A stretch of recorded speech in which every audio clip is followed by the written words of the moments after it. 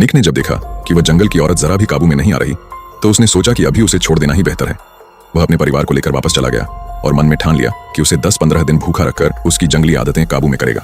लेकिन उसे यह बिल्कुल अंदाजा नहीं था कि यही उसकी सबसे बड़ी गलती साबित होने वाली है, क्योंकि वह औरत कोई साधारण जंगली नहीं थी, बल्कि बचपन से ही भेड़ियों के राजा ने उसे पाला था। उसकी रफ्तार और हमला करने की ताकत इंसानी सीमा से कहीं ऊपर थी। अगले ही दिन सुबह निक अपने परिवार के साथ पानी की बाल्टियां लेकर गोदाम पहुंचा ताकि उस औरत के बदन पर जमी गंदगी साफ कर सके। बड़ा बेटा मदद करना चाहता था, मगर निक ने उसे डांटकर बाहर भेज दिया। निक ने खुद दस्ताने पहनकर उसकी मैल साफ करनी शुरू की, लेकिन जल्द ही उसे समझ आया कि यह गंदगी तो इतनी मोटी है जैसे पत्थर की दीवार हो, जिसे साधारण सफाई से हटाना नामुमकिन था। फिर निक ने क्रूरता की हद पार कर दी।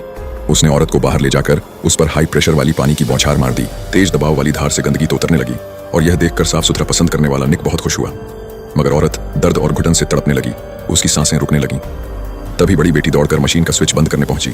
उसी की यह हरकत उसकी जान बचा गई। निक फिर भी रुकना नहीं चाहता था, लेकिन तभी उस औरत ने अचानक बोलना शुरू कर दिया।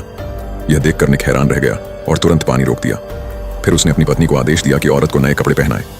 उसके सामने खड़ी औरत अब बिल्कुल बदल चुकी थी। निक बेहद खुश हुआ। दिन बीतते गए और औरत का स्वभाव भी थोड़ा थोड़ा बदलने लगा। निक जब उसे खाना देता तो वह बिना झिझके खाने लगी। निक को यह देखकर बड़ा सुकून मिला। वह उसके सिर पर हाथ फेर कर कहता, यही है मेरी अच्छी बच्ची। लेकिन रात के समय जब पत्नी सो चुकी होती, निक धीरे से बिस्तर से उतरकर चुपके से गोदाम में चला जाता।